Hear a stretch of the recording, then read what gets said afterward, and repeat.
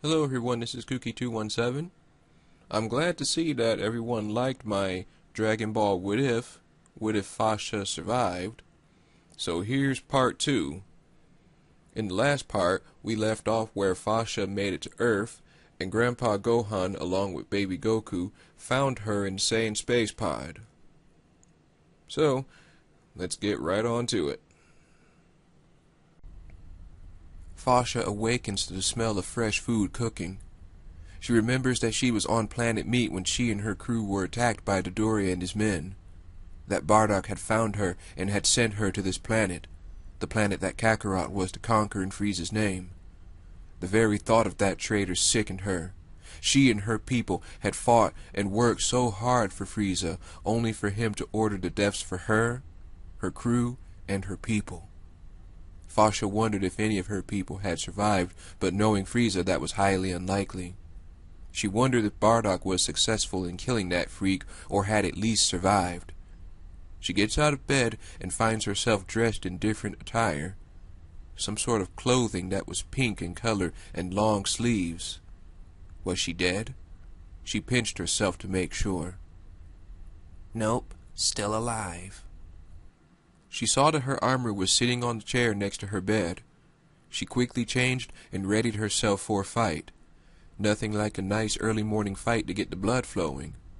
She makes her way to where the sounds of cooking are coming from and soon finds herself in a kitchen where an old man and a baby are. The old man is humming to himself as he cooks the food. He then notices Fasha without turning around. "Ah, you're finally awake. I'm glad I was able to nurse you back to health." Fasha studies the old man. How did he know she was there without a scouter? He was weak and feeble. There was no way he could have detected her presence without a device. Fasha then notices the baby has a tail and instantly recognizes the baby as Kakarot. But something is different about him. Fasha remembered Kakarot is very violent on planet Vegeta, but here he was different somehow. Perhaps the old man employed a trick. "What have you done to Kakarot, old man?" demands Fasha. The old man turns to look at Fasha, confused. "Kakarot? You mean Goku. I have done nothing to him, I assure you." Fasha angrily states that Goku's name is Kakarot, his Saiyan name, and that she remembers him to be very violent. Gohan chuckles as he remembers how violent Goku was when he found him. He tells Fasha what had happened sometime after finding him, causing the young Saiyan woman to consider killing him and taking Kakarot. It would be easy, but first she needed a decent meal, something she hadn't had in a full year. "I gather you're hungry, so I prepared some food for us. Sit and eat as much as you like." At first Fasha is hesitant, studying the old man as well as the food. Kakarot seemed to be enjoying the substance in a bottle he was sucking from, and she deduced that the food on this backwater planet was primitive. It didn't matter, though. The food smelled really good, and Fasha was getting hungrier with each smell of the fragrance. She takes her seat next to Goku and begins to eat. Gohan could scarcely believe his eyes as Fasha devours plate after plate after plate of food. She was a bottomless pit, and with her came horrible manners. He excused it, though, gathering it must have been a very long time since she ate last. "By the way, while you were resting, you kept muttering a few names. Who is Bardock? Is he your husband?" The very mention of his name causes Fasha to stop eating. Memories flood her as she remembers Bardock telling her to take care of Kakarot before sending her here, as well as the beating she endured on Meat. "You're asking too many questions, old man," Fasha tells Gohan, staring at him menacingly. Gohan gets the hint and stops his prying. Fasha thought about what Bardock would do in her situation. She knew he would find a cave somewhere, gather his thoughts, and wait for help to arrive as he slowly but surely reduced the planet to ash. But that was when they were still in the employ of Frieza. If Fasha were to begin conquest of the planet now, she would attract the attention of Frieza's forces. With no knowledge of any Saiyans alive other than herself and Kakarot, she couldn't have that. And she didn't know how to feel about the fact that Bardock had sent her here without a scouter. She supposed it was a good thing. In this way no one could track her. No. For now, she and Kakarot needed this planet. Bardock was not my husband. He was my leader as well as Kakarot's father. Gohan knew what she meant when she said, was. I'm sorry to hear about your loss. He must have been very important to you. I don't need your pity, old man. Gohan is taken aback by her attitude. Fasha quickly rises from her seat and exits the house without a word. Outside, she looks toward the sky, clenching her fist as she remembers Bardock and her crew. She and Kakarot were perhaps the only two Saiyans left after Frieza had murdered her people. She felt angry with herself for being so weak in the 11th hour. Now she was stuck on a weak planet and Frieza was still free. It made her blood boil. Gohan walks out of the house with baby Goku on his back. Fasha notices them but doesn't deign to look at them. I apologize if I said something to offend you, the old man says. It wasn't my intent to make you seem weak. I can tell you're pretty powerful. Fasha merely scoffs as she folds her arms. My name is Gohan. I didn't introduce myself earlier. Please forgive my rudeness. Fasha doesn't respond to him at first as she was collecting her thoughts. Perhaps if she kept Gohan around, she could have a feast like the one she had every day. Also, it would make the job of caring for Kakarot, Bardock's final request, easier to do. Fasha, she simply says. Then she turns to him. How can you tell how strong I am, old man? You've no machine of any kind to determine that. Gohan chuckles softly, which slightly annoys Fasha. I don't need any device to tell how strong someone is. When you first came here, I sensed your energy, although it was faint at the time. If you like, I can teach you how to do this and much more. Detecting power levels without the need of a scouter? Was such a thing possible? If so, it was a priceless tool in her bid for revenge against Frieza one day.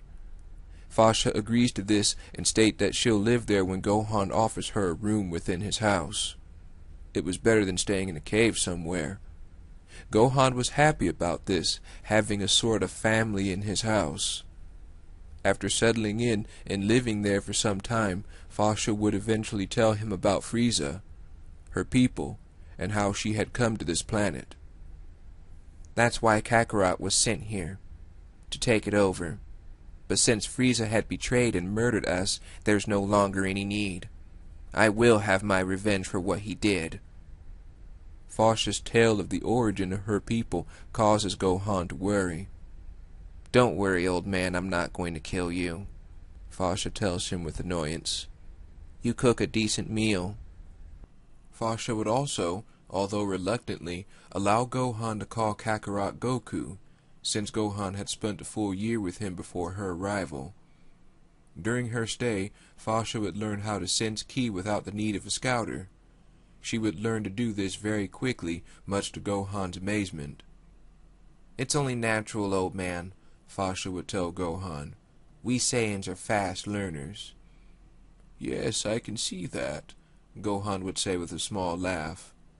As the years pass, Goku would grow into the small boy we know him to be, albeit differently. Goku would still love to fight, and he would still protect everyone due to Gohan's part in raising him, but he would also carry some of Fasha's personalities as well. Fasha would voice her annoyance over Goku's carefree side, as it was not how Saiyans normally acted. It would make her angry sometimes, but Fasha couldn't stay mad at him forever. Since settling on Earth with the pair, Fasha saw Kakarot as her little tyke, and would begin to feel as though he should have been hers all along. Fasha would still have trouble dealing with the events on Meat, and would often sit outside alone until Gohan and Goku joined her in their attempts to console her. She would despise this and lash out sometimes, but as time pressed on, she would start to relent and begin to grow fond of her new family of sorts. Her lust for a good fight would also be satisfied with her sparring bouts with Goku. Goku would know about his Saiyan heritage, with Fasha being there, as well as train under she and Gohan's tutelage. Gohan would still be living since he would know about the Saiyan ape form, especially with Fasha being there to keep him from looking at the full moon. Goku would think Fasha to be his real mother. Gohan had convinced her to allow the young Goku to believe Fasha to be his mother since the day he first called her Mama. Fasha would not care when Kakarot goes out by himself and ignores Gohan's worry when he questions her on the matter. Yes, Goku would be far stronger having trained under Fasha and Gohan, Fasha being the strictest with the young Goku. She would often rebuke him for his habit of letting his guard down, especially when it came to his tail. Your tail is the most important thing you have, Kakarot. Always keep it safe, she would often say to him. This came from the trauma of having her tail squeezed when she was tortured by Dodoria. She would never allow anyone to touch her tail again, and she would ensure Kakarot kept his safe. Bardock would be pleased with this, but would he approve of the way Goku was currently living? There was no question Gine would be, but Bardock would have leveled this whole planet by now. She knew that, but things were different now. Fasha also realized that she was beginning to enjoy settling down, not having to go anywhere under Frieza's orders. Here on Earth, she was her own woman. Everything had been peaceful so far, and Fasha hoped that it would remain that way as she and Kakarot sparred every day. She gathered that Frieza would have no reason to come to Earth, but if the bastard did, she knew she would be ready. One day, outside of their home, Goku comes home with a blue-haired girl who introduces herself as Bulma. Alright everyone, that's where I'm going to leave things. I hope everybody is enjoying What If Fasha Survived so far. If so, feel free to leave a comment down below. Until next time everyone, take care.